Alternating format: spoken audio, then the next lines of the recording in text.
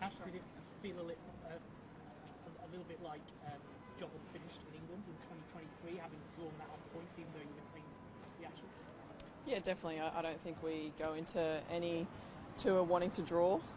Certainly the way that we started through the Test match, winning the first T20, we were in the box seat and then just got outplayed in the white ball series. And certainly going forward, we've spoken a lot about what we can do better.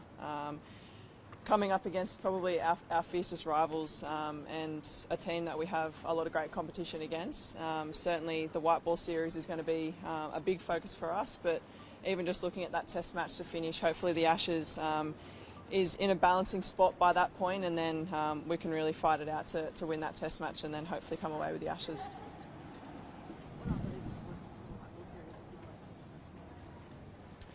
It's probably just winning those small moments. That sounds really cliche, but I think teams that play in the white ball format really well, they do the 1%ers really right, and they know how to get out of those tough positions. I know with the ball, looking back in England, we probably didn't execute well enough, but we've certainly done a lot of talking. We've, I guess, got some players that are playing different roles at the moment with the ball in hand, but then I think with the bat as well, it's making sure that we're taking the game on and we're not kind of worrying about the consequences. And I think just looking back more recently at the ODIs that we've just played, I certainly think we did that. Different people have stood up in different times, and it's super exciting to see where this team can be.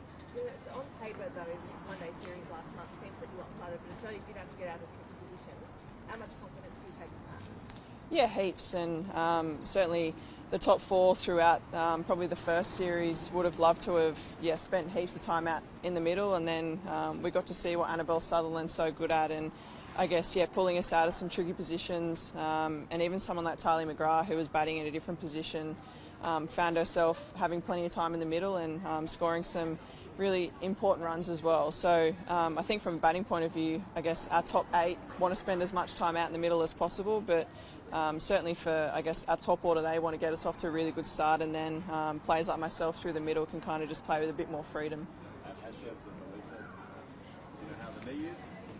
I think it's good.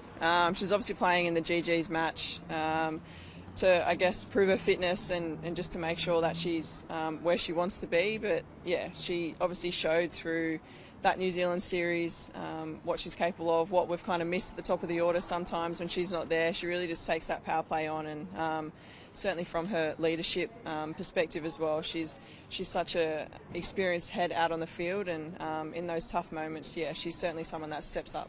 In terms of the GG's game, I mean, she's aiming to keep, I believe, maybe not for all of it, but at least a part of it. But I mean, how is that a risk on the eve of such a big series to do something that is going to test?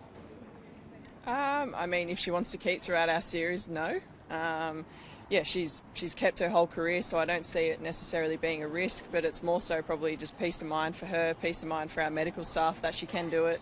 We obviously have 7 games throughout the Ashes series, and potentially her keeping in the Test match is going to be literally the biggest test for her. So hopefully she gets through the GG's match fine, and then has some confidence coming into the Ashes series, which is so important for us. Peace of mind too, you got a bet there, I guess. It's already shown that she can do it more than 80. Yeah, exactly right. Moons is someone that's a very good fill-in. Not that she's by any means a fill-in, but we obviously know that if Midge isn't right, we do have someone that's pretty good to step up behind the stumps. Think about how different you guys are playing, or you guys are playing now compared to, say, in England last year, 2023. How does that change, man? How much was spoken about out of that Ashes about sort of changing or revolutionising the way you guys play your white ball cricket?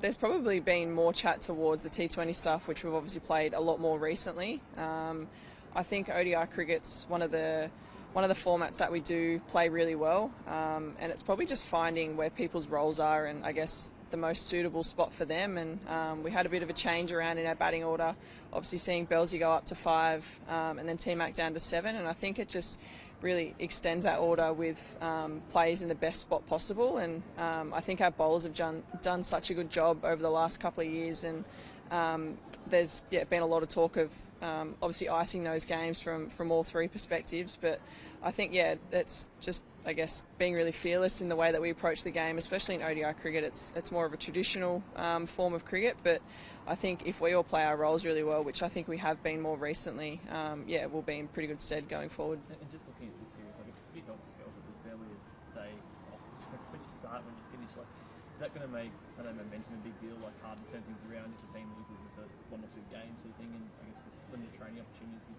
limited chances to change things while you play as well? Yeah, it is a very tight schedule.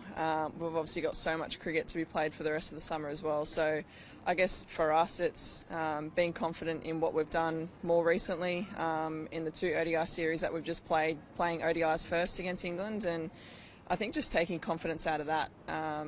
Yeah, there certainly isn't much time to muck around, and there isn't a lot of time to train, but like I said, I think it's just trusting what you've done in the past, knowing that if we don't get off to the start that we would like, that we can turn it around pretty quickly. We've got some fantastic players within our lineup, and certainly people that can perform under pressure, which is, I think, the best thing about our side is when our backs are up against the wall, we certainly try and find a way to win those small moments. But yeah, fingers crossed we get off to the most ideal start we can. How have you kind of balanced the focus between the formats for this series? I know there was a lot of talking in 2023 about getting the red ball stuff right, that kind of then reflecting on maybe focusing too much. With the test coming last this time, has that changed much? Not really, to be honest. Like, it's a bit of an interesting one. Obviously, we played that series just before Christmas, and we've actually had a break for the last couple of weeks, so we haven't actually spent time together as a group, which I think for this group it's probably necessary. A bit of time to refresh and just to go again, basically. But there hasn't been a lot of chat around the different formats. I think as a unit, each individual is going to have different processes going into each different format, but I know personally for myself, my role doesn't really change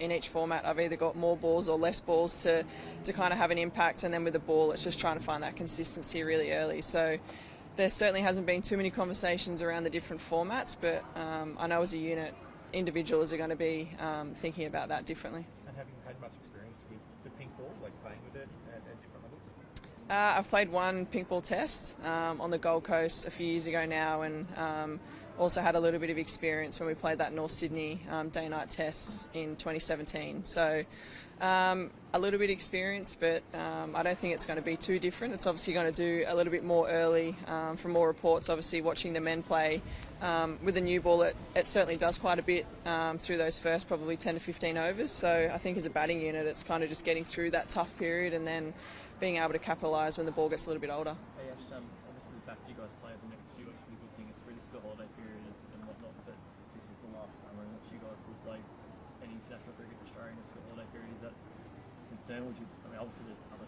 hours of play here, but the fact that you don't get a chance to do that for a while now. Yeah, I think this is such an important series for us. I think just the Ashes in general is such a big series.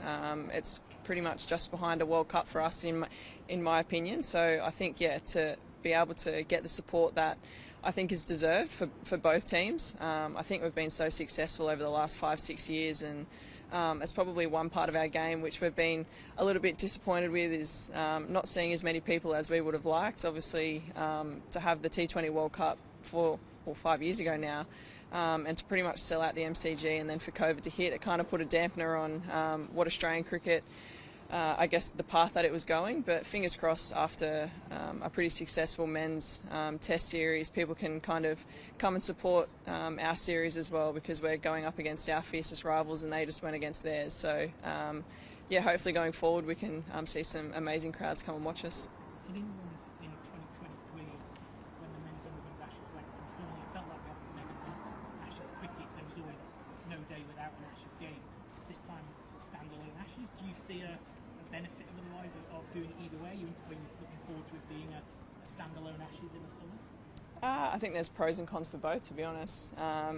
It was such a great feeling playing in England last year. We had some amazing crowds over there, and I think they were just supporting England cricket as a whole. And then to have both Ashes campaigns going at once was pretty cool to be over there playing at the same time as our Australian men as well. So that was probably the pro, and they did it really well. They marketed it really well, and there was some fantastic crowds that came through the gates. So, but I think in saying that, having a standalone and the focus team, I think that's the major positive for us.